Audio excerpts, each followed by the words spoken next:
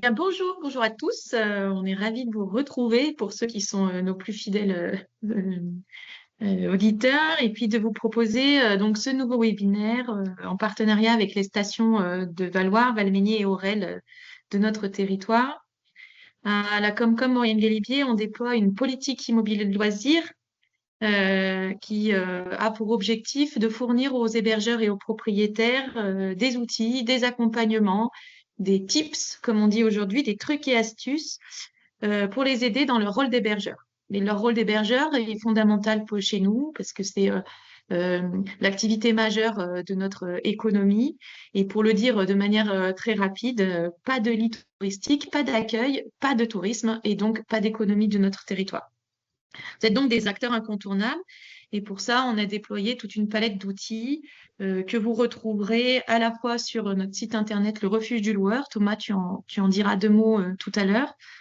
Et puis, si vous êtes un peu moins numérique que papier, des guides complets à l'usage des propriétaires et hébergeurs sont disponibles dans vos agences immobilières, dans vos centrales de réservation, à l'office de tourisme de vos stations ou dans vos mairies. N'hésitez pas à y aller, tout est recensé là-bas. Aujourd'hui, on parle de sujets techniques et pour ça, on a deux invités spécifiques. La loi Le Meur, qui a fait partie d'une série de chamboulements autour de l'activité touristique et locative ces derniers mois. Elle vient un peu modifier les conditions d'exercice de votre activité d'hébergeur touristique. Et l'objectif de ce webinaire, un petit peu moins d'une heure, c'est de vous aider à décrypter les conséquences et de vous accompagner dans les adaptations qu'elle va forcément nécessiter pour vous au quotidien. On vous propose donc l'intervention de deux experts, Dimitri Boujard, qui est avocat expert, et puis Elisabeth Rambaud, que certains d'entre vous connaissent certainement et qui dirige une agence immobilière sur Valloires et Valmeinier. J'en dis pas plus. Merci Thomas Mongrandi, partenaire FASB de la communauté de communes pour l'organisation de ces webinaires. Je te laisse la parole pour parler en deux mots du refuge du loueur et puis de nos intervenants. Merci Anne pour cette introduction. Donc Thomas Mongrandi, je suis le gérant de la société FASB. FASB, c'est à la fois une solution clé en main de rénovation pour les propriétaires de location saisonnière et de résidences secondaires, mais on fournit aussi une solution qui s'appelle le refuge du loueur à certaines destinations touristiques, donc notamment la communauté de communes de Maurienne-Galibier.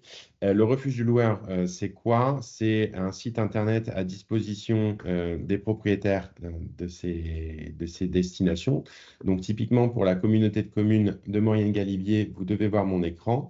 En tant que propriétaire, vous pouvez vous inscrire et vous avez accès à un certain nombre d'outils pour vous permettre de faciliter la gestion de votre bien. Donc, il y a à la fois une actualité avec une newsletter qui est envoyée tous les mois avec plusieurs articles autour du sujet de la location saisonnière, autour du thème voilà, des avant-après, trouver les bons artisans, comment améliorer l'accueil, tout ça.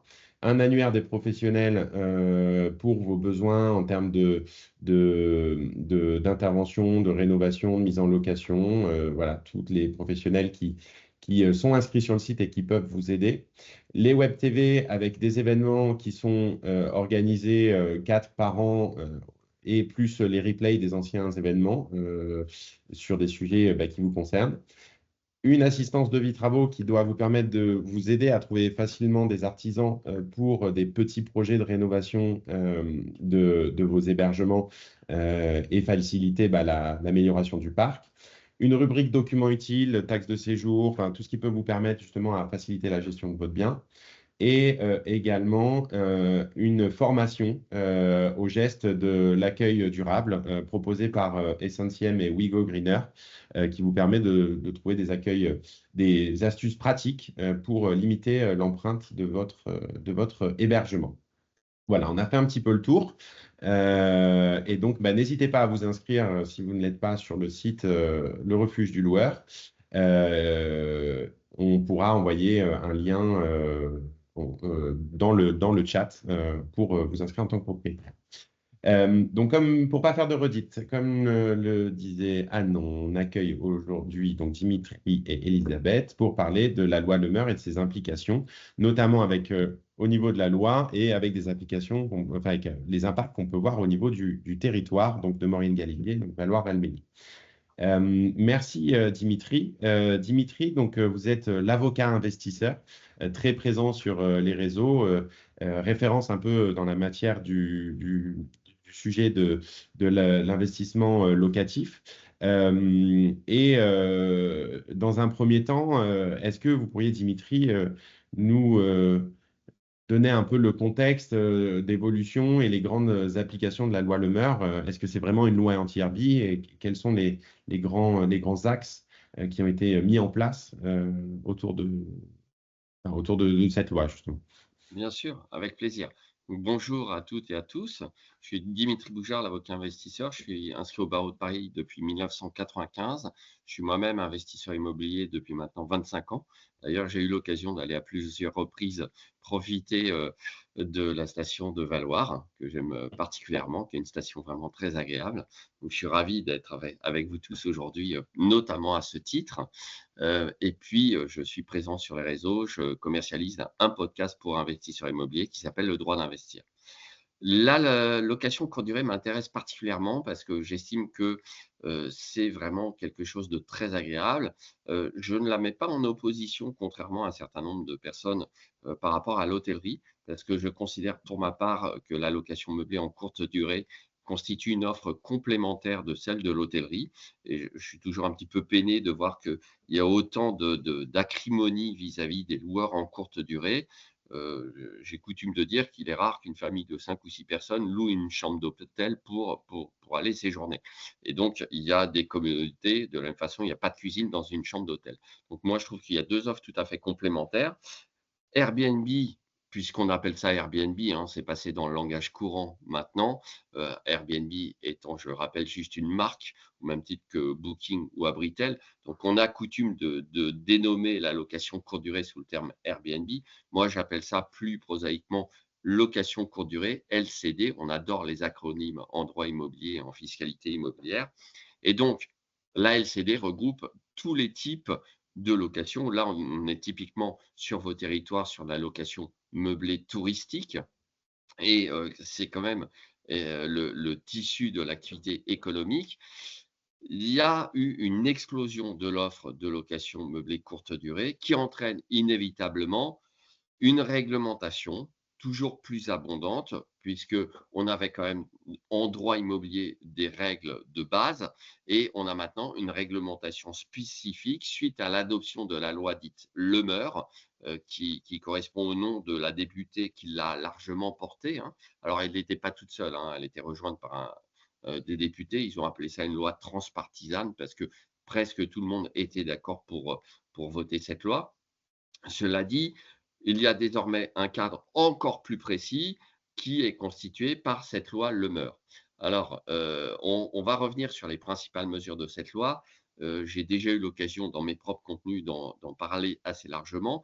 Cela dit, j'attire votre attention sur le fait qu'il y a pas mal de conséquences, mais que cette loi ne signe absolument pas l'arrêt de la location courte durée. Donc, rassurez-vous déjà, ça, tout va bien. Je pense qu'il ne faut pas, vous savez que sur internet, on a tendance, pour faire cliquer les gens, à mettre des titres un peu accrocheurs, pour rester poli. Mais ne croyez pas tout ça, d'accord? Cette loi vient un petit peu plus réglementer la location meublée en courte durée, mais c'est absolument pas une loi littéralement anti-Airbnb. Pourquoi? Elle vient uniformiser déjà certaines règles. Par exemple, l'obligation de déclarer la location meublée en courte durée auprès d'un organisme qui va délivrer un numéro d'enregistrement. Jusqu'à présent, c'était quand même très disparate. Vous deviez obtenir ce numéro dans certaines communes, vous ne deviez pas l'obtenir dans d'autres. Bref, c'était quand même globalement le bazar, il faut bien le dire. Et je pense que pour le coup, c'est une bonne mesure, à condition évidemment qu'on ait une mise en place qui ne s'accompagne pas d'une obligation de fournir une pile de documents énorme. D'accord? On est quand même à l'ère numérique et on peut espérer que l'organisme centralisateur ne va pas exiger, encore une fois, une liste de documents absolument dingue. Cela dit, donc, obtenir un numéro unique d'enregistrement, ça va permettre de mieux connaître les chiffres de la location meublée courte durée, ce qui est une bonne chose, hein. Pour l'instant, on a quand même des chiffres assez fantaisistes qui circulent. D'accord? Donc ça, c'est bien. Maintenant, côté concret, on a plusieurs mesures qui impactent et notamment qui vont avoir un fort impact sur les locations meublées dans, les stations, touristiques et les stations de montagne. On a par exemple l'application désormais du fameux DPE, diagnostic de performance énergétique. Et ça pendait au nez des loueurs meublés en courte durée depuis à peu près 2 ans, puisqu'un précédent ministre l'avait évoqué. Et comme vous le savez, il n'y a pas eu vraiment de continuité dans le choix des ministres sur le logement. À un moment, on n'en avait même pas. Et donc, le DPE, ça y est, là, pour le coup, c'est voté. Ça veut dire que concrètement, il y a une sorte d'alignement sur les règles du DPE pour les locations classiques en longue durée et que pour pouvoir louer maintenant vos locations meublées de courte durée, vous allez devoir faire des travaux de façon à améliorer la note de performance énergétique de vos logements. D'accord? Alors, vous allez me dire: «Oui, mais là, en station de montagne quand même, c'est un parc souvent assez vieux et on tous les propriétaires n'ont pas les moyens de faire des travaux et parfois, il y a des travaux qui vont devoir être faits par la copropriété elle-même» et là, on rentre sur des complications quand il y a certains propriétaires qui ne sont pas d'accord pour voter, donc qui sont OK, d'autres qui ne sont pas d'accord pour le principe, d'autres qui ne sont pas d'accord parce qu'ils n'ont pas d'argent. Bref, pas mal de complications.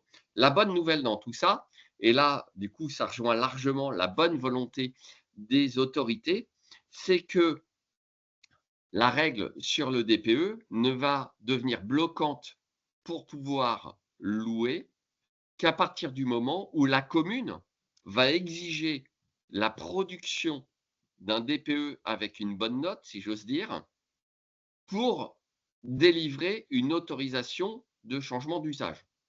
En gros, les cartes sont dans les mains de la commune.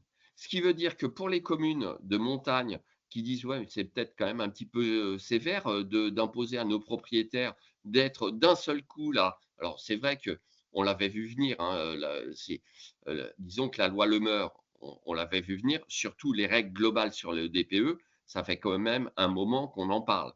Donc il y a des propriétaires qui n'ont pas anticipé. Mais il y en a d'autres aussi qui n'avaient pas les moyens. C'est totalement différent. Moi, je ne mets pas tout le monde dans le même panier, il faut être nuancé dans ce domaine. Et sur ce fameux DPE, on peut penser qu'il y aura des aménagements et que les communes qui, notamment, ont besoin du tourisme pour l'économie locale, vont pas se mettre à dire: «Eh oh, là, on vous interdit de louer parce que votre DPE n'a pas la bonne note». Et comme je l'ai dit, ce pouvoir a été dévolu par la loi Lemeur aux mairies. Donc là, c'est vraiment aux mairies, aux offices du tourisme, aux organisations, professionnelles et aux loueurs de tous se concerter pour mettre en place peut-être, des mesures de transition, heu et encore une fois, l'imposition maintenant d'avoir une bonne note du DPE, je pense, va pas poser une difficulté insurmontable dans les stations de montagne parce que justement, les acteurs locaux sont beaucoup plus conscients de la nécessité d'avoir du tourisme.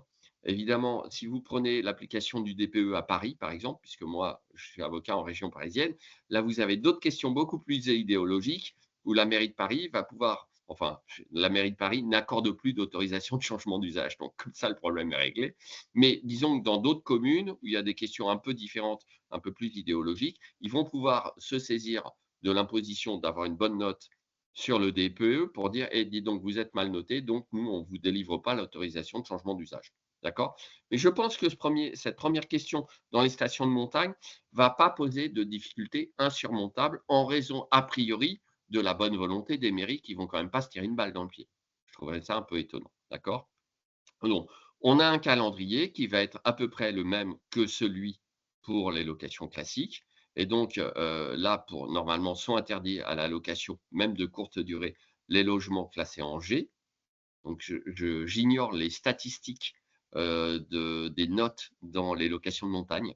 Je dois dire que j'ai pas cette info, mais je sais que globalement, ont été concernés à peu près 650 000 logements là avec au 1er janvier 2025 sur la note G.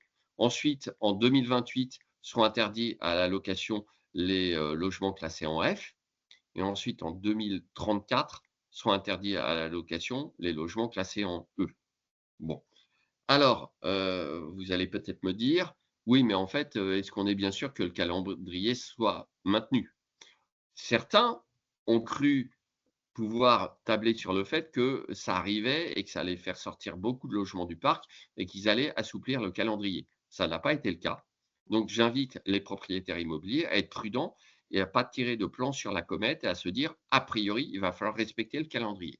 D'accord? Moi, j'ai un excellent diagnostiqueur qui m'avait dit: «Dimitri, le calendrier ne sera pas modifié malgré les déclarations de telle ou telle personne publique, heu, parce que le calendrier est quelque part imposé au niveau de l'Union européenne». Donc quand c'est comme ça, bah, nous, on n'a plus la main pour modifier ce genre de choses. Alors, il y avait une loi intéressante qui devait être votée avec des mesures transitoires, notamment pour les baux en cours. Alors, ça ne concernait pas spécifiquement la location meublée en courte durée, mais il y avait aussi des dispositions intéressantes sur les copropriétés dans lesquelles des propriétaires démontreraient qu'ils ont mis en œuvre toutes les mesures possibles pour obtenir une meilleure note, mais qu'ils ont été dans l'impossibilité d'obtenir cette meilleure note. Alors, il y a des raisons matérielles, hein, bien souvent, et il faut savoir que les règles du DPE sont assez complexes. Moi, je ne suis pas un technicien du DPE, mais j'ai la chance d'avoir, comme je le disais, un excellent diagnostiqueur, et il m'a, par exemple, montré récemment à l'occasion d'un DPE, j'étais dans le logement en même temps qu'il faisait son intervention, que les préconisations automatiques du logiciel disaient qu'il fallait tel ou tel type de chauffe-eau ou de ballon d'eau chaude ou une PAC, etc., alors que matériellement, il lui suffisait de regarder le logement pour voir que c'était impossible à mettre en œuvre. Mais parfois, les diagnostiqueurs eux-mêmes n'ont pas le choix dans les préconisations. C'est fait en haut lieu par des gens qui n'ont pas forcément les mains dans le cambouis et qui disent: «Tiens, on va dire qu'il faut ça comme préconisation, alors que ce n'est pas applicable en pratique». Donc on a énormément de problématiques pratiques et pas uniquement de problématiques juridiques. Si j'en reviens à mon domaine d'expertise, le juridique, le DPE est là, il va rester, et vous devez d'ores et déjà vous préparer à faire des travaux dans les logements quand vous le pouvez. D'accord? En bonne concertation et en bonne intelligence avec les pouvoirs publics. Ça, c'est un premier point sur lequel je voulais insister parce qu'il y a encore énormément de gens qui sont perdus sur ces questions de DPE. OK? Et il y en a plein qui croient encore qu'ils peuvent y échapper. Non, ça y est, c'est voté. Bon, alors, on a vu le numéro d'enregistrement, OK, on a vu le DPE. On a une règle et qui est très largement incomprise. Alors, je pense que les personnes qui assistent au webinaire, là, pour le coup, la comprennent mieux. C'est la règle des 120 jours sur les résidences principales. J'ai encore trop de gens qui croient que les 120 jours s'appliquent partout, y compris sur les résidences secondaires, etc. Donc, la règle est simple. Si vous êtes vous-même propriétaire en montagne et que vous louez votre résidence principale, vous pouvez la louer jusqu'à 120 jours par an sans avoir besoin d'obtenir une autorisation de changement d'usage. Alors, après, il faut prendre la règle à l'envers. En réalité, je doute qu'il y ait des règles contraignantes dans beaucoup de stations de sport d'hiver pour l'instant, dans beaucoup de communes montagnardes pour l'instant. Et cette règle doit être plutôt comprise comme une possibilité de louer jusqu'à 120 jours par an sa résidence principale dans les villes qui auraient mis par ailleurs des règles contraignantes comme la nécessité d'obtenir une autorisation préalable de changement d'usage. D'accord? En réalité, c'est une largesse qui est accordée. Alors, pourquoi je parle de cette règle des 120 jours? Parce que la commune va pouvoir, si elle le souhaite, réduire la durée des 120 jours à 90 jours. Bon, alors très sincèrement, je ne vois pas à quoi sert cette règle. Je vous le dis, mais elle existe. Et encore une fois, je doute que des communes comme Valloire ou Valmenier ou d'autres ou d'autres communes de montagne soient tentées par une délibération au conseil municipal, hein, puisque là, encore une fois, ce pouvoir a été délégué aux mairies. Donc, c'est du cas par cas. Et je ne vois pas pourquoi ces communes décideraient tout à coup de réduire de 120 jours à 90 jours la possibilité pour les propriétaires de louer leur logement. Ça n'a pas d'intérêt. Alors, c'est anti-économique, donc c'est une perte de revenus pour les propriétaires locaux. Je ne vois pas l'intérêt de les empêcher de gagner de l'argent. En plus, c'est des locaux par hypothèse, s'ils sont propriétaires et que c'est leur résidence principale. Quand on a vraiment pas intérêt à empêcher les gens de gagner de l'argent qu'ils vont ensuite dépenser localement. Et puis, ça fait revenir 0 logement sur le marché locatif. Bon, donc là, pour le coup, je ne comprends pas l'intérêt de cette mesure. Il faut savoir que cette loi Le Meur, l'objectif principal, c'est de réduire globalement les possibilités de location pour faire revenir de logements dans le parc locatif classique à l'année. OK? Donc ça, c'était quand même un des objectifs affichés. Là, vous le comprenez, cette réduction de 120 jours à 90 jours ne peut pas contribuer à cet objectif, puisque qu'on loue 120 jours ou 90 jours sa résidence principale, ça reste la résidence principale de l'intéressé et ce n'est pas un logement qui revient sur le marché locatif classique.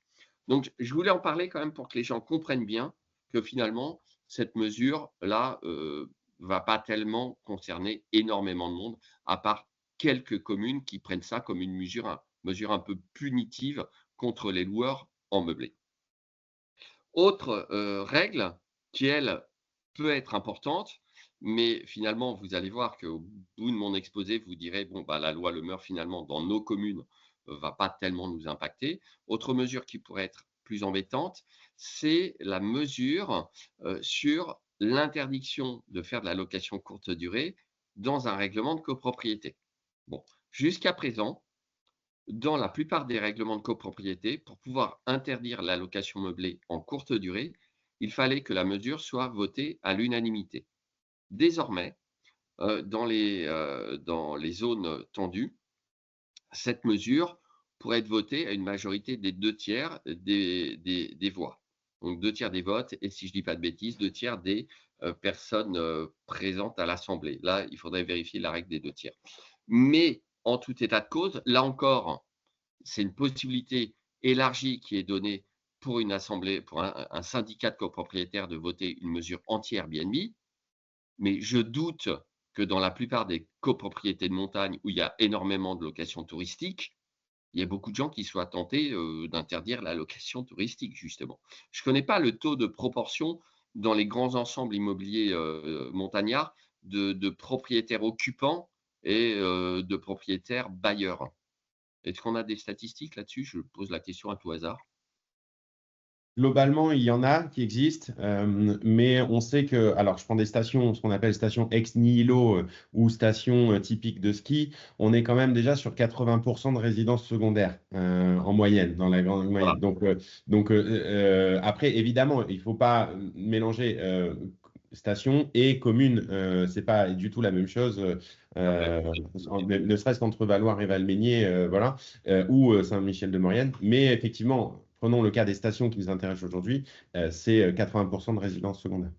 Voilà, donc il est Et peu beaucoup sont probable. des résidences de tourisme aussi. Les résidences de Voilà, tourisme, les règlements de copropriété prévoient déjà cette subtilité pour les locations. merci pour cette C'est les précision. anciens règlements de copropriété qui posent problème aujourd'hui.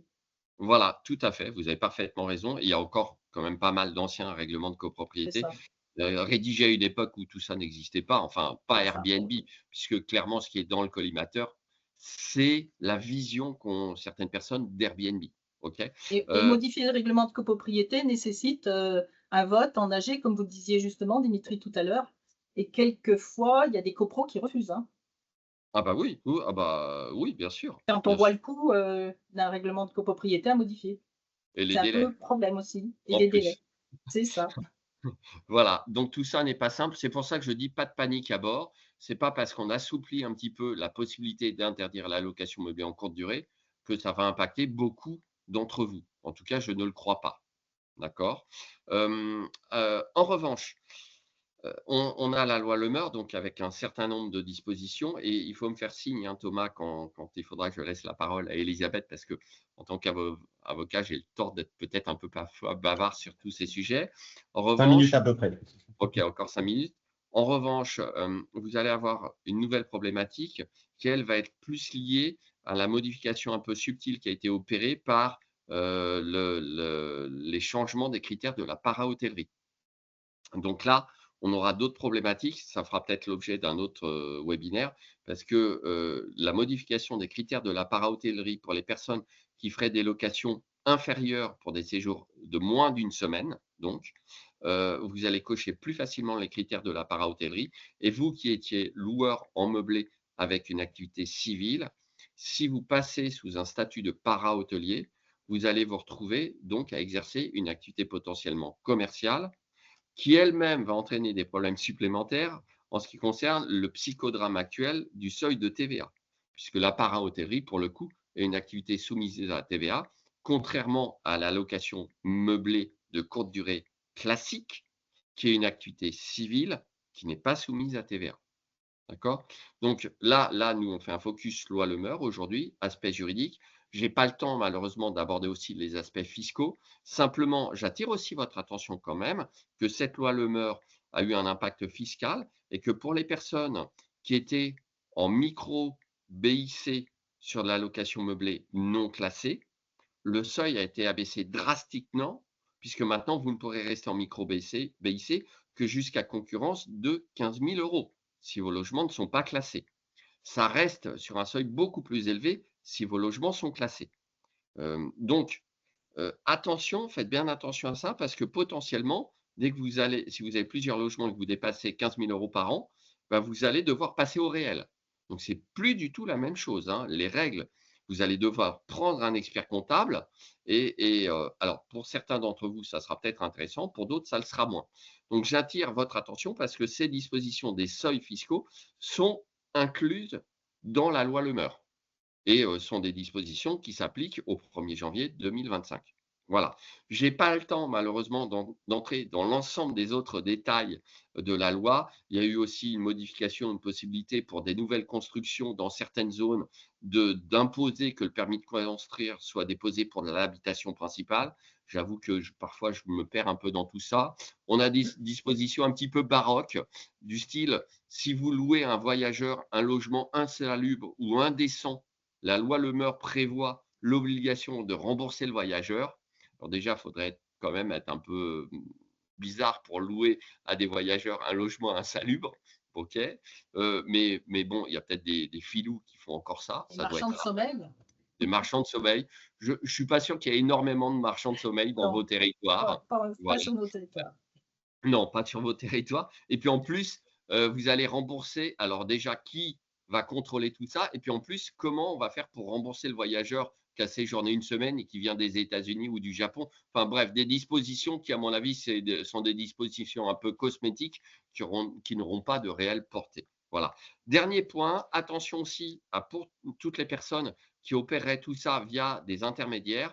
Dans les communes, puisque là, on est sur les communes de montagne, oui, mais dans les communes où il y aurait des autorisations de changement d'usage ou d'autres dispositions contraignantes, pour certaines infractions, on a retenu maintenant la possibilité d'obtenir une condamnation à des peines d'amende pour les personnes qui aideraient ou qui concourraient à l'infraction. Et ça vise principalement les conciergeries.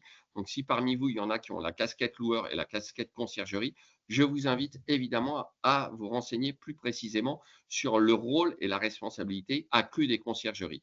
Et conciergerie, je vais passer la parole à Elisabeth, donc il y a une agence immobilière qui a donc sans doute un rôle de conciergerie. Moi, je distingue entre les conciergeries sans carte G, qui ont des activités de prestation de services, et les conciergeries avec carte G, qui en réalité pour moi sont des agences immobilières qui ont une activité de conciergerie. C'est ça. Bonjour à tous. Elisabeth Rambaud, je suis gérante de Rambaud Immobilier sur Valloire et Valmeinier.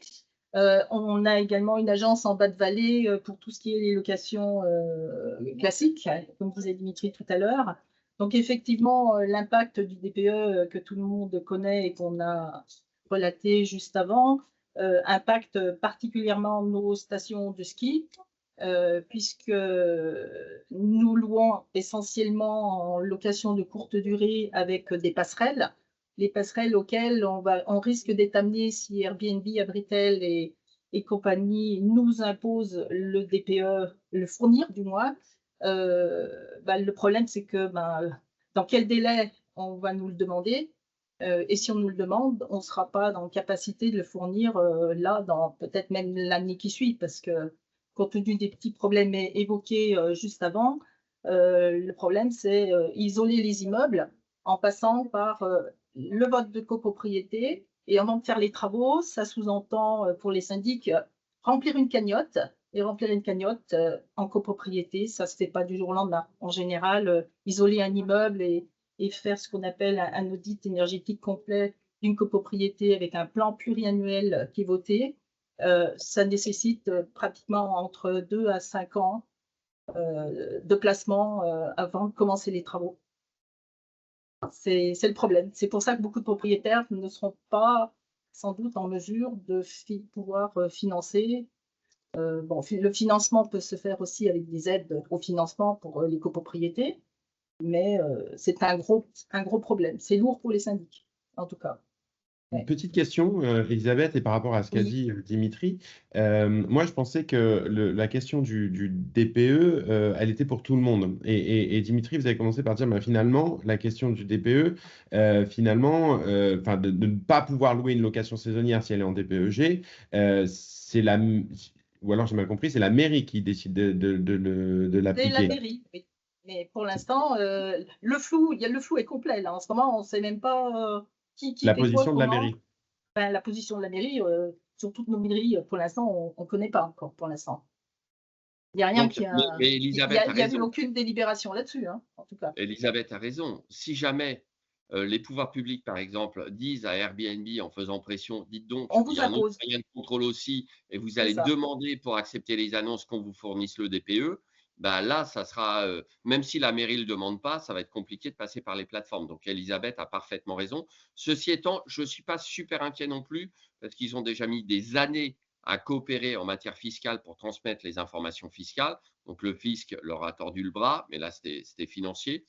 Je ne suis pas sûr que Airbnb, Booking et Airbitel aient envie aussi de se tirer une balle dans le pied et de perdre un maximum d'annonces en se conformant à quelque chose qui n'est pas prévu par la loi finalement. Donc, je ne suis pas hyper inquiet à court terme sur la possibilité de continuer à mettre les annonces sur les plateformes. De toute façon, ça a déjà été modifié en juillet 2024 pour les surfaces de moins de 40 mètres carrés, sans faire de travaux. On avait un changement d'une classe. Si on était en G, on passait en F sans faire aucun travaux. Hein. Donc ça, c'était un petit coup de pouce pour éviter de faire crier les gens, je pense. Oui, parce qu'il y a quand même une question en C'était déjà un montagne. début. Il y a quand En même sachant que de toute façon, il y a trop de complications derrière pour que tout arrive comme ça sur un plateau de Mars. Il va nous falloir quelques années. Hein. Et il y a quand même une question en montagne qui est très spécifique, avec notamment le taux de propriétaires non occupants, mais aussi que les DPE actuels ne sont pas pensés par rapport à des petites surfaces en montagne. On sait qu'elles sont très, très pénalisées avec des coefficients qui sont pas applicables, comme vous disiez, les ballons d'eau chaude, la répartition et tout ça, qui font que les petites surfaces construites dans les années 60 aujourd'hui, au-delà de l'isolation, font qu'elles ne pourront jamais atteindre un. Donc il y a des changements, en tout cas, il faut être alerte là-dessus aussi pour voir ce qu'on peut faire au niveau de la loi éventuellement et peut-être une application de coefficients différents en fonction de l'altitude. Nous, à notre niveau, on a déjà fait remarquer certaines remarques à nos chambres syndicales pour justement acter au Sénat de faire modifier toutes nos problématiques du territoire montagne, mais ça ne bouge pas assez vite. C'est bien le problème. Et vous, Elisabeth, en tant que gestionnaire d'une agence immobilière, de plusieurs agences immobilières sur le territoire, est-ce que cette mise en application de la loi, vous avez vu des impacts sur votre activité aujourd'hui, des questionnements peut-être, comment vous voyez les choses justement par rapport Alors, il y à deux schémas différents. C'est l'allocation à l'année, qu'elle soit en bas de vallée ou en station, parce qu'on a aussi besoin de loger des gens à l'année en station. Les appartements qui sont en DPE, G aujourd'hui, si le locataire est en place, eh bien, il peut rester dans les lieux sans problème. Mais dès lors qu'il y a un changement de locataire, on ne peut plus louer. On ne peut plus. Aujourd'hui, on ne peut plus faire un bail de location. Donc, que fait le propriétaire dans ce cas-là? Donc, soit il ne loue plus, soit il est obligé de faire des travaux. Et s'il ne peut pas faire des travaux, il ferme son logement à l'année. Donc, ça, on le voit en bas de vallée et en station aussi. Donc, plus fréquemment en station, les gens revendent leurs appartements, ce qui est bien dommage, parce qu'ils n'ont pas les moyens de se lancer dans des travaux ou ne veulent pas. Et puis, on a, comme vous disiez, on a aussi un parc qui est vieillissant. Donc, tous ces immeubles-là, on fait comment? Mais à la petite semaine, l'impact ne va pas être généré de la même façon. Parce que là, effectivement, on appelle les propriétaires à commencer à améliorer leurs appartements. Du moins, ça rentre dans les esprits en assemblée générale, effectivement, des copropriétés, de cette volonté de vouloir aller dans le bon sens. Mais ça va prendre du temps, pour un tas de raisons, qu'on a déjà expliqué d'ailleurs. Bien sûr. Et vous, concrètement, si on regarde la location saisonnière, voilà, comment vous accompagnez ces propriétaires? Est-ce qu'il y a des choses que vous pouvez faire pour rassurer les propriétaires aussi sur bah, les outils qui sont à disposition, enfin, éviter l'érosion du parc, puisqu'in fine, c'est ça dont on est en train de parler, c'est de pouvoir continuer d'avoir un parc immobilier attractif sur les stations. Alors, vous avez des propriétaires qui tentent de faire des travaux individuellement dans ce qu'on appelle leur partie privative dans les copropriétés. Ceci dit, quand vous demandez un DPE, même si vous avez fait des travaux, notre problématique aujourd'hui, c'est que comme les diagnostiqueurs font aussi l'inertie globale d'un immeuble dans leurs calculs, ça ne va pas forcément améliorer tout de suite la note. Il faudrait qu'il y ait effectivement l'ensemble de la copropriété pour améliorer la note. On a par exemple des baies vitrées qui sont changées. On rajoute des volets quand il n'y en a pas dans les copropriétés. On commence même déjà à envisager de changer le système de chauffage en station, et c'est une grosse problématique pour les immeubles qui sont au collectif fuel aujourd'hui. D'essayer de les mettre en électrique. Il y a des études, des audits qui sont faits et on n'a pas encore de retour. Il y a même une copropriété où on est en train de faire des études pour mettre du solaire, des panneaux solaires, pour aider sur le chauffage de base collectif, de manière à limiter nos factures d'électricité, qui aiderait justement dans la note du calcul, puisque à la montagne, on est énergivore, puisqu'on chauffe pratiquement 8 mois de l'année. Donc forcément, on sera plus impacté que le reste de la France. C'est le mode de calcul qui est à revoir, je pense, dans le DPE, et qui soit adapté au territoire montagne. Bien sûr. Parce qu'on ne peut pas vraiment dire que nos immeubles ne soient pas isolés. Ils sont isolés de l'époque où il y a eu les constructions. On a un chauffage de base, souvent de l'isolation extérieure pour éviter les ponts thermiques, on a des doubles toitures, mais tout cela n'est pas suffisant parce qu'on chauffe 8 mois de l'année. Je comprends. Et c'est plus un problème après de copropriété et des syndics. Hein. oui, mais vous pouvez, en tout cas, on voit en tout cas sur le territoire on montagne. incite effectivement les propriétaires à aller dans ce sens-là, Oui. mais sans la copropriété individuellement, ils auront un petit peu de mal. Non, mais effectivement, on voit quand même aujourd'hui des mouvements, notamment en montagne. Je pense à des entreprises comme Level Up ou Eneos ou Abamo qui se spécialisent justement pour prendre un peu le sujet, accompagner les copropriétés, soit dans des sujets de maîtrise d'œuvre, d'assistance à maîtrise d'œuvre, sur assistance à maîtrise d'ouvrage sur le sujet de la réno.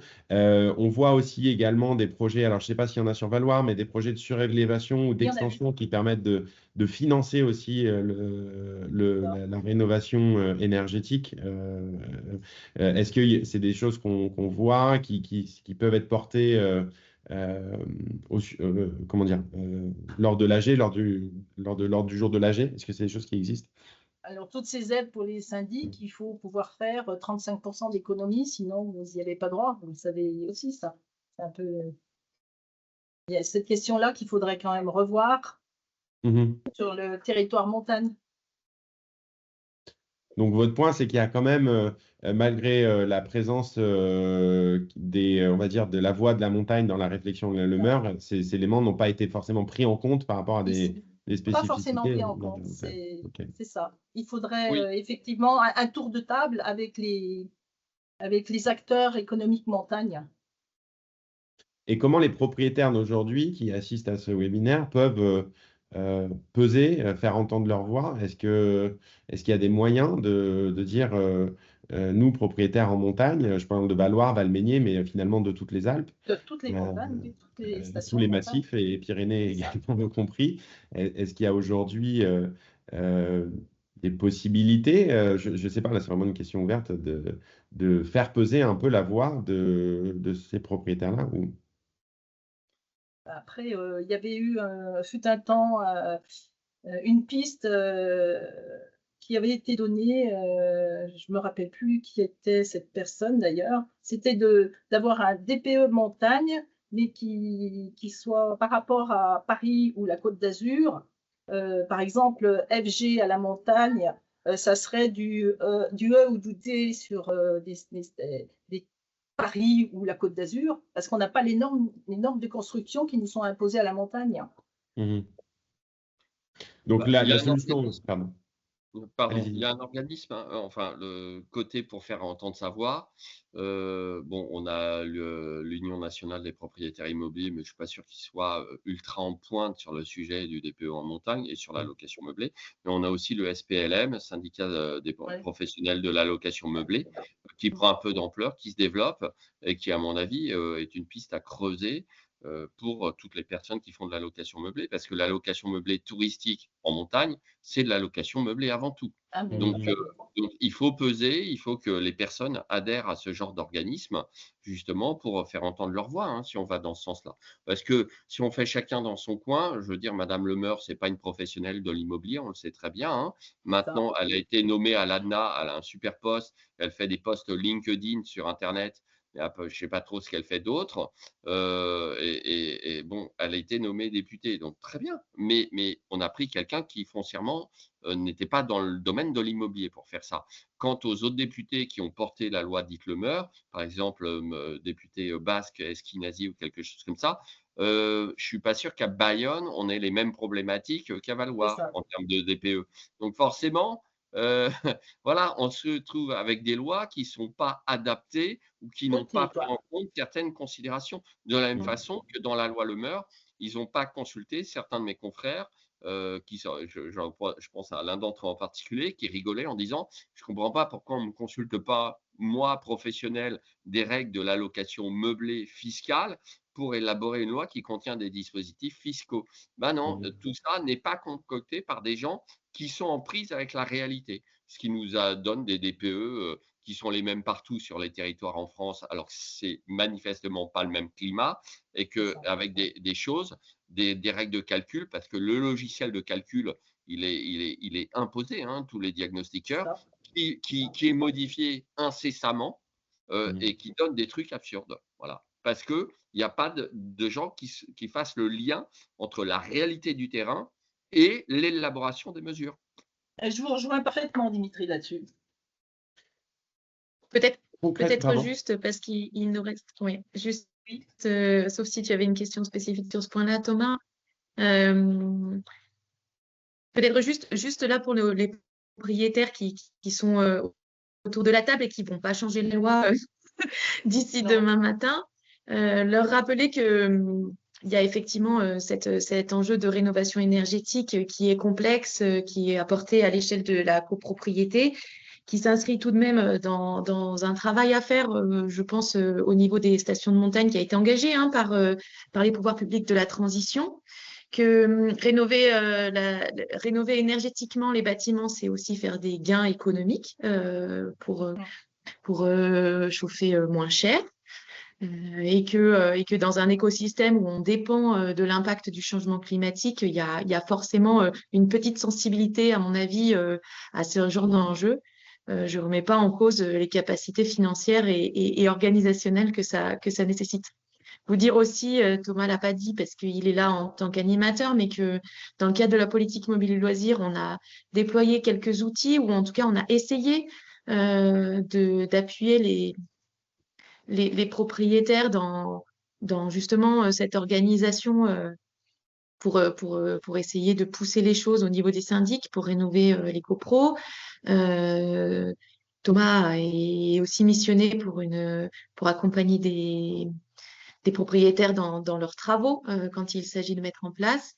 Et que dans tous les cas, on a une série de conseillers ou de personnes qui peuvent assister les propriétaires pour réfléchir à ces questions-là. C'est un poil plus concret. J'entends la colère des professionnels. Il n'y a pas de... Effectivement, il y a des choses qui sont adaptées, mais dans le cadre actuel, il y a peut-être aussi des propositions à apporter, des solutions un tout petit peu plus concrètes à apporter. Voilà, je voulais juste Merci Anne. On va passer effectivement aux questions-réponses qui peut-être apporteront des applications très concrètes de tous les jours, mais voilà, ça a permis déjà d'avoir une vision un peu globale du sujet. On a une première question, enfin un premier sujet abordé par Louis Perrin. Alors pardon, désolé, je fais un petit pas de côté. Avant de lire la question de Louis Perrin, si vous souhaitez poser votre question live, je pense avoir autorisé l'ouverture des microphones et des caméras. Donc vous pouvez, il y a un petit icône en haut, lever la main, et vous pouvez effectivement lever la main pour poser votre question en live. Sinon, vous pouvez aussi la poser dans le chat qui est accessible via la petite bulle. Donc, première question de Louis Perrin qui dit concernant la loi Le Meur, notamment sur le règlement de copro, j'ai vu que l'avocat Xavier Demezois a évoqué qu'il y aurait sûrement des éléments intéressants au niveau constitutionnel pour changer les choses sur son post LinkedIn. Avez-vous des infos à ce sujet? Et je pense que la question est adressée à Dimitri. Oui, effectivement, je connais mon confrère de Meuzois qui fait beaucoup de contentieux sur la location courte durée, principalement à Paris, mais aussi à Lyon et dans d'autres communes, hein, bien sûr. Il avait évoqué cette question, puisque, si je m'en souviens bien, à l'occasion du vote d'une loi précédente, le Conseil constitutionnel avait déclaré inconstitutionnelle une disposition un peu similaire sur la majorité pour restreindre les droits des copropriétaires. Donc, ce qui est dommage, c'est qu'à l'occasion du vote de la loi, bah, la loi n'ait pas été déférée au Conseil constitutionnel sur ce point. Donc, très concrètement, il va falloir désormais attendre pour voir si ça serait validé au niveau constitutionnel, ce qu'on appelle une QPC, une question prioritaire de constitutionnalité, ce qui suppose qu'un propriétaire mécontent à qui serait imposé ce genre de décision face à un recours de cette nature. Donc, ça va pas, on n'aura pas de réponse très concrète avant plusieurs années, je pense. Bon, il ne faut pas trop compter là-dessus. Moi, j'ai plutôt tendance à dire à mes clients, soyez proactifs si vous avez des problématiques de règlement de copropriété et essayez d'engager le dialogue pour expliquer à vos voisins pourquoi c'est pas non plus ce qu'on voit toujours à la télé ou dans les journaux, à savoir des voyageurs avec des valises partout, etc. Que ça, c'est aussi parfois très intéressant d'avoir quelqu'un qui justement vient régulièrement dans l'immeuble pour faire le check-in, le check-out, le nettoyage, ce qui permet de surveiller un petit peu ce qui se passe dans l'immeuble, de voir s'il n'y a pas de problème de détérioration, de squat, etc. Bon, donc il faut toujours mettre en avant le côté positif des choses. Et dans les locations meublées courte durée maintenant, on a des dispositifs en plus qui permettent, par exemple, de surveiller l'intensité du bruit. Donc, je ne vais pas faire de pub en citant des marques, mais très clairement, voilà, il y a plein de choses qui peuvent être mises en place et j'invite les loueurs en courte durée à être proactifs au sein de leur copropriété pour expliquer leur activité et pour expliquer justement, pour mieux la faire comprendre et faire comprendre que ce n'est pas ce qu'on voit tout le temps. Oui, c'est ils vont dégrader le logement, ils vont faire du bruit, ils vont ceci, ils vont cela. C'est pas ça la location meublée courte durée. Ça, c'est qu'une toute petite fraction, mais c'est toujours ce qui est évidemment mis en avant dans les médias. Oui, et là, c'est des réflexes qui sont, enfin, des remontées qu'on a énormément en ville, qui concernent la location saisonnière, Paris, Lyon, Marseille. Quand on a 80% du parc qui est en résidence secondaire, les stations aujourd'hui, tout le monde a intérêt à ce que le parc soit mis en location. Tout le monde. Parce que le propriétaire qui ne met pas en location, bah, la station a moins de retombées et on a un parc qui s'érode. Et donc, je veux dire, il y a moins ces problématiques de cohabitation. Elles existent, je ne dis pas qu'elles n'existent pas, mais elles sont moins fréquentes que dans les villes. Donc, on a moins peur aujourd'hui en station. Et quand je dis station, c'est aussi, ça peut être la Baule, ça peut être la Grande Motte, ça peut être, c'est pas que de la montagne, hein, on parle de stations touristiques. Mais en tout cas, c'est très présent dans les stations de montagne. Et donc, effectivement, l'idée, c'est pas tant d'avoir peur, c'est surtout de permettre de continuer de louer. Parce que quand on a 80% du parc qui est en résidence secondaire et une grosse partie, je n'ai pas les chiffres exacts, mais je dirais entre 60 et 80% sur certaines stations qui est danger, il faut qu'on puisse continuer c'est la survie des stations qui est clairement en jeu. Donc aujourd'hui, comment on peut, entre guillemets, connaître les règles du jeu si elles ont évolué, puisque si la mairie doit les appliquer ou pas, c'est surtout ça qu'il va falloir veiller dans des stations comme Valloire, Valménier, finalement, de savoir quelles sont les règles du jeu appliquées. Et comment, entre guillemets, faire avec ces règles du jeu. J'avais entendu notamment, Dimitri, qu'on pouvait, si on inscrivait le projet de réglementation, enfin de rénovation énergétique, on pouvait, entre guillemets, potentiellement, puisqu'il y a cette difficulté de décision dans une copro en montagne, si le propriétaire en tant que tel inscrit le projet, est-ce qu'il n'y a pas une manière de prolonger ou Si, il y a des aménagements qui devaient être votés. Il y a une première proposition de loi qui a été rejetée il y a 2 ou 3 semaines, je ne sais plus à l'Assemblée ou au Sénat. Il y a une nouvelle proposition qui va revenir, si je ne dis pas de bêtises, en avril, pour des aménagements justement dans les copropriétés au regard des règles du DPE. Alors, je n'ai pas le temps de tout développer, mais effectivement, ça rejoint un petit peu ce que je disais, la possibilité de prouver qu'on a bien voulu faire tout le nécessaire, mais qu'on ne peut pas, soit pour des raisons juridiques, la copro s'y oppose, etc., soit pour des raisons purement matérielles. Et dans ce cas-là, il y aura des possibilités de louer malgré une note défavorable. D'accord? Mais justement, il y a une première tentative de vote d'une loi qui viendrait clarifier aussi, notamment l'application de la loi dans le temps au regard des baux en cours, des renouvellements, etc., parce que ça reste encore un peu nébuleux sur certains aspects. Et il est probable que dans les 2-3 mois qui viennent, on ait de nouveau cette proposition qui revienne et qui nous aidera à y voir plus clair. Sans parler évidemment, à mon avis, de décrets d'application qui vont arriver sur la loi Le Meur. Parce qu'il y a des dispositions, on ne sait pas comment ça fonctionne concrètement. Et malheureusement, tout ça est de plus en plus complexe. Donc c'est à suivre, bien sûr. Alors, on a un commentaire de Sylvie Rabanne qui dit: est-ce qu'il serait possible que ou qu'on contacte les syndics sur Valloire-Valmeinier pour leur donner les supports infos et sensibiliser les copropriétaires lors des prochaines réunions copro de mars-avril et toute l'année 2025 sur la nécessité de faire des diagnostics globaux et leur copropriété? Anne, je te laisserai peut-être rebondir sur cette question parce qu'il me semble que les syndics font partie de la comité de pilotage ou comité technique, ou pas tous, ou je sais. Oui, c'est ça. Alors, effectivement, on n'est pas tous les syndics. On a essayé de les contacter là, récemment. On les a invités à des réunions. Nous, on est très preneurs, justement, de mettre un pied dans la porte dans ces réunions de copropriété pour pousser ces sujets-là. Et si on peut s'associer aux propriétaires qui sont sensibilisés, ce sera d'autant plus facile.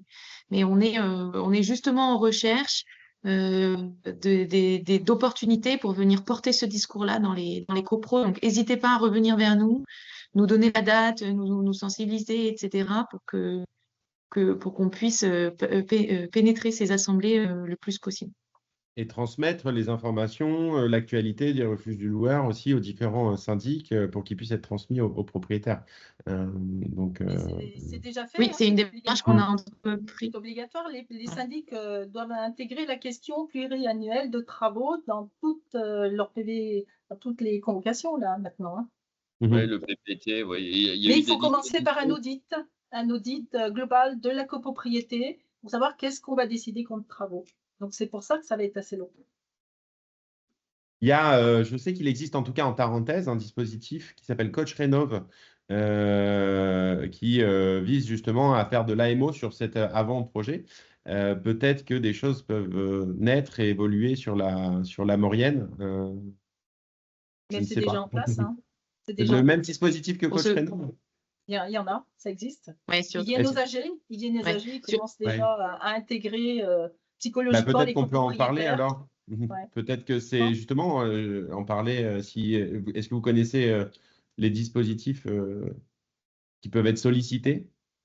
Eh bien, vous avez les organismes comme Eneos, par exemple, qui viennent très souvent, puis l'ASDER aussi, qui se présentent dans les copropriétés pour informer. Mais bon, il faut déjà avoir un audit pour pouvoir discuter de choses plus sérieuses sur une copropriété. Oui, mais je sais que Coach Rénov intervient vraiment sur l'audit, donc sur la partie même avant Eneos et l'ASDER. Donc, je ne sais pas s'il existait peut-être un dispositif comme ça. Pardon, on avait une autre question. Alors, bonjour et merci pour l'ensemble des informations. Une question d'Olivier concernant le plafond. Concernant le plafond de 15 000 € au régime BIC, nous parlons bien du seuil qui était de 23 000 € les années précédentes? Non. Non, ça n'a rien à voir. Les 23 000 € en location meublée courte durée, c'est un seuil qui est prévu par le Code de la sécurité sociale et qui oblige les loueurs qui font plus de 23 000 € de location meublée touristique à l'année à s'affilier à l'URSSAF. Il y a une petite exception qui revient sur le terrain, je ne sais pas pourquoi, qui est que les loueurs en meublé qui confient leurs biens à une agence immobilière possédant la carte G sont exemptés, enfin, c'est la réponse Pelois qui date d'au moins 4 ou 5 ans, sont exemptés de l'affiliation et de cotisation sociale. Pour ma part, j'avais lu que l'URSSAF ne prenait plus en compte cette réponse Pelois et que donc le seuil des 23 000, il s'appliquait à tous les loueurs meublés en courte durée. Mais on voit bien que ça, c'est une question purement affiliation ou non à l'URSSAF qui n'a rien à voir avec le seuil du micro-BIC pour la fiscalité. Et c'est vrai qu'ils ont trouvé le moyen de nous mettre des seuils à tous les niveaux qui deviennent complètement, absolument délirants. On n'a pas les mêmes seuils sur le classement. Donc, effectivement, j'ai vu dans le chat que quelqu'un disait faites classer pour bénéficier d'un seuil micro-BIC beaucoup plus important. Et oui, c'est effectivement la solution. Si vous voulez rester en micro-BIC, bien sûr, d'accord. Mais voilà, on a plein de seuils différents. Et donc, ce qu'on disait tout à l'heure, c'est que le seuil des 15 000, c'est un seuil qui vous oblige à passer au réel, c'est-à-dire aux bénéfices industriels et commerciaux réels et non plus au micro-BIC, si vous dépassez ces 15, sauf exception du classement. Rien à voir avec les 23 000. Vous pouvez très bien être en micro-BIC, non, vous pouvez plus, si vous pouvez être en micro-BIC parce que vous êtes classé, mais être quand même affilié à l'URSSAF parce que vous faites plus de 23 000 € de location meublée par an. Tout ça, c'est pas simple, hein. Et c'est pour ça que j'ai mis un petit mot. Voilà, pour rester au courant, vous pouvez rejoindre ce que je fais moi chaque semaine, c'est-à-dire un podcast qui s'appelle Le droit d'investir. Mais voilà, je ferme cette petite parenthèse. Et tout ça, en plus, les seuils changent d'année en année. D'accord, puisqu'il y a eu 3 lois quand même successives sur le montant des revenus meublés. Et sans compter le psychodrame de 2023 où les députés avaient voté par erreur une augmentation jusqu'à 91% dans les zones non tendues de l'abattement micro-BIC pour les logements classés. Bref, ils ont quand même fait un peu n'importe quoi ces derniers temps. Et là, ce qui est clarifié à court terme, c'est si vous dépassez 15 000 et que vous n'êtes pas classé, vous devez passer au réel. Voilà, pour la location meublée de courte durée. Il y a quand même un sujet. Sur ce Pardon. J'allais dire que sur ce point-là très précis, le prochain webinaire, Thomas, sera dédié à la fiscalité avec notre partenaire. Donc voilà, suivez les informations, on vous tiendra informé. Voilà. Mais c'est sûr que c'est pas très simple. Exactement, il y a un autre sujet sur la fiscalité qui est un des volets importants. Il me semble, c'est la réduction de l'abattement de 71 à 50%. Alors, je sais qu'on n'avait pas le temps de tout couvrir, mais il me semble que c'est un des points majeurs aussi de cette évolution. C'est qu'effectivement, on peut moins déduire, même si on est classé et tout ça, la réduction de l'abattement est limitée maintenant.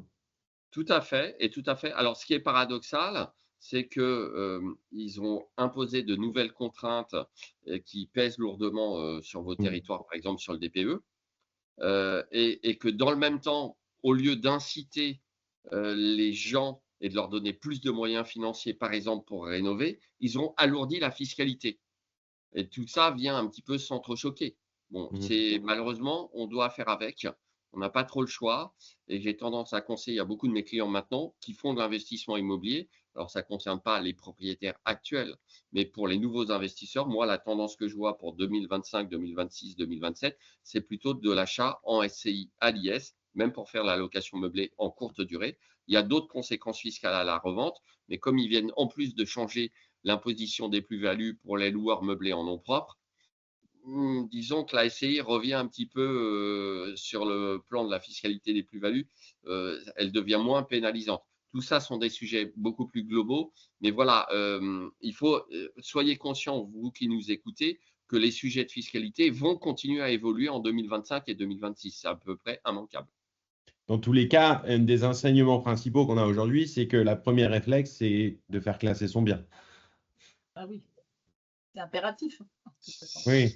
Si vous voulez être au micro, si vous voulez être au réel, ça ne présente pas d'intérêt majeur.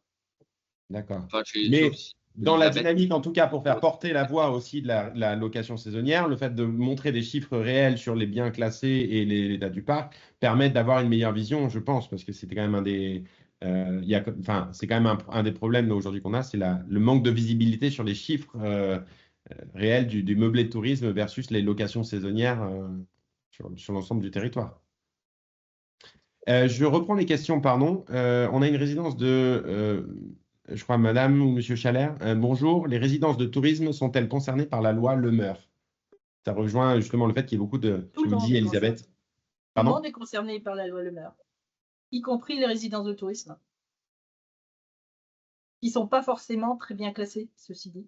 Ouais. Et Pourtant, elles sont aujourd'hui, récentes. Hein. ouais, C'est des immeubles qui ont moins de 20 ans. ok. Donc, il faut que, de toute manière, de toute façon, ils sont un peu plus classés. Enfin, je ne sais pas exactement. Il y a quand même des réflexes qui sont faits par les opérateurs de location de résidences de tourisme qui permettent de rester en exploitation, j'imagine. Ah oui, oui, tout à fait, oui, bien sûr. Alors, on parlait de nous inviter aux réunions de copro. Je rejoins ce que disait Anne, tout à fait. On serait ravis de présenter. Les seuils de revenus fonciers pour location meublée touristique et location meublée sont-ils distincts? Je ne suis pas sûr de comprendre la question, mais c'est encore des questions complexes parce que ça rejoint le statut du loueur meublé. On a un statut de loueur meublé non professionnel et un statut de loueur meublé professionnel. On peut très bien, parce qu'on fait de la location meublée courte durée, qui est notre sujet, être assujetti à l'URSSAF parce qu'on dépasse 23 000 €, mais être sous un statut loueur meublé non professionnel parce que le montant des locations meublées reste inférieur aux revenus d'activité du foyer fiscal. Donc là, quand je lis la question, les seuils de revenus fonciers, alors ce n'est pas des revenus fonciers. Hein. Si vous faites de la location meublée, qu'elle soit touristique ou pas, oubliez le mot revenus fonciers. Les revenus fonciers, c'est pour la location nue. Là, vous êtes dans des revenus bénéfices industriels et commerciaux. D'accord? Et donc, quand on me dit est-ce qu'ils sont distincts? Est-ce qu'ils sont distincts?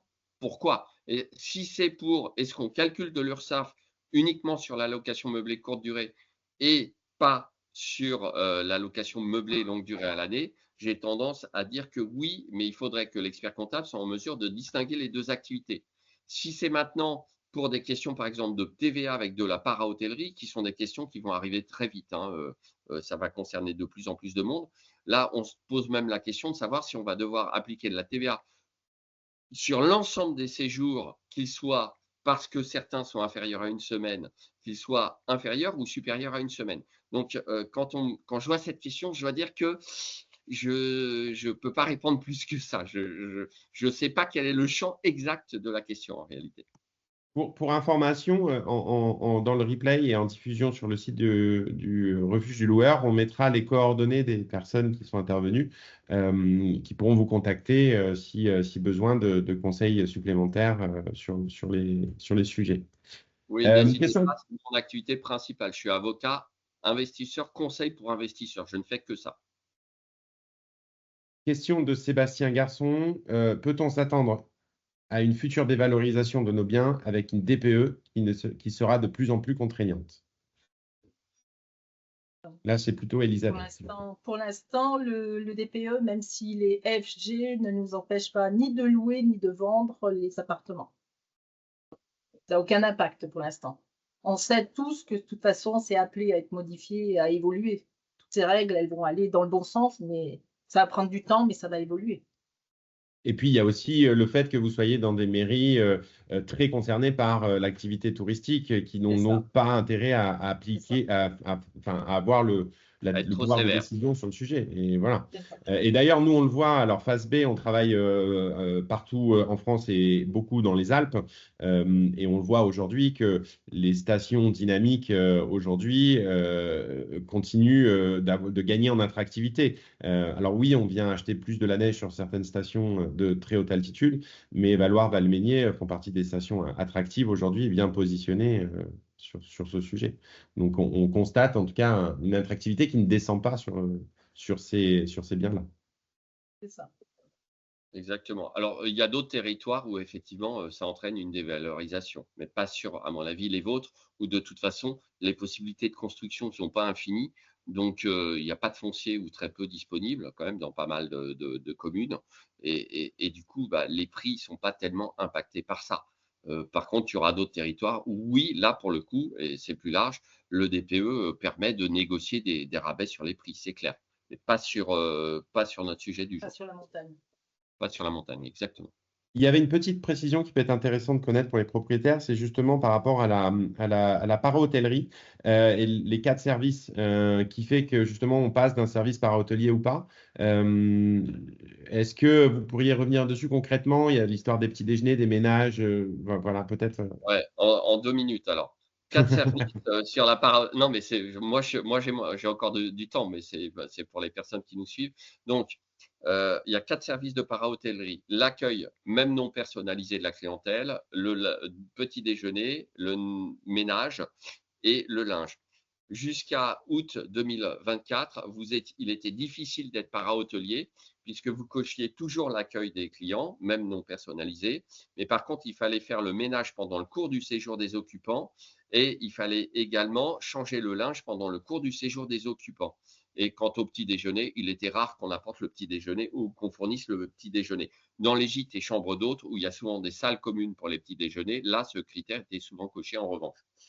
Depuis cette modification d'août 2024, on a une remarque dans le bulletin officiel des impôts finances publiques, le fameux BOFIP, qui dit que désormais, pour les séjours inférieurs à une semaine, si vous nettoyez avant l'arrivée du prochain occupant, ce que j'espère quand même, ben, vous cochez le critère. Et si vous changez le linge avant l'arrivée du prochain occupant, ce que là, j'espère encore plus, vous cochez ce critère.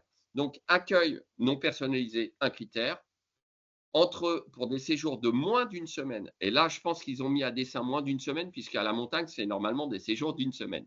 D'accord? Donc, pour des séjours de moins d'une semaine, si vous changez le linge, vous cochez le deuxième critère avant l'arrivée du prochain occupant.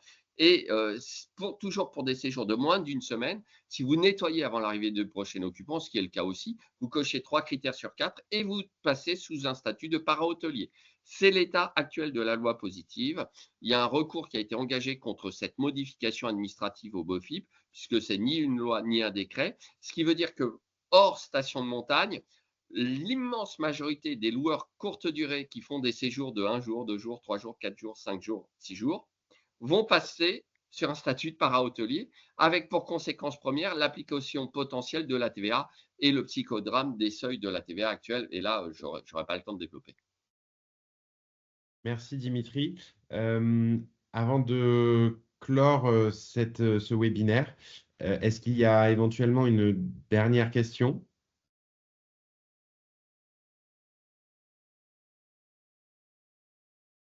Je ne vois pas de main levée ni de questions sur le chat. Anne, est-ce que tu veux clore le sujet? J'allais juste redire, donc du coup, merci beaucoup. Ce sont des méandres dans lesquels il est bon d'être accompagné. Et à ce titre, effectivement, vos contacts seront précieux et j'appuie sur le fait que dans le refuge du loueur, on a nous aussi, enfin, on a aussi des professionnels de la fiscalité, des accompagnants, des gens qui peuvent répondre, en tout cas, à un premier niveau d'intervention, de questions sur tout ce dont on vient de parler. Ces conseils sont faits pour être usés et abusés. Voilà. Merci beaucoup, merci Elisabeth, merci Dimitri, merci à tous pour votre participation. Donc je rappelle, vous retrouverez le replay de ce webinaire sur la plateforme Le Refuge du Loueur. Vous avez l'adresse dans le chat. Je vous ai également transmis un email si vous avez des questions, suggestions par rapport au rôle du Refuge du Loueur. Nous vous donnons rendez-vous le mois prochain. La date n'est pas, non, pas le mois prochain, enfin avril ou mai. La date est à finaliser justement sur le prochain webinaire sur le thème de la fiscalité et on parlera vraiment principalement que de ça, donc on aura le temps d'aller un peu plus dans le détail de ce sujet-là. Merci à tous et bon appétit, bonne journée. C'était un plaisir de participer. Voilà. N'hésitez pas à me taper dans Google si vous avez besoin de me contacter. Vous me trouverez très facilement. Et peut-être à bientôt, Elisabeth, qui sait, À bientôt, Dimitri. Il n'y a pas de souci. en station. Merci, bien volontiers. Bonne journée à tous. Au revoir. Merci beaucoup et bonne fin de saison à tout le monde.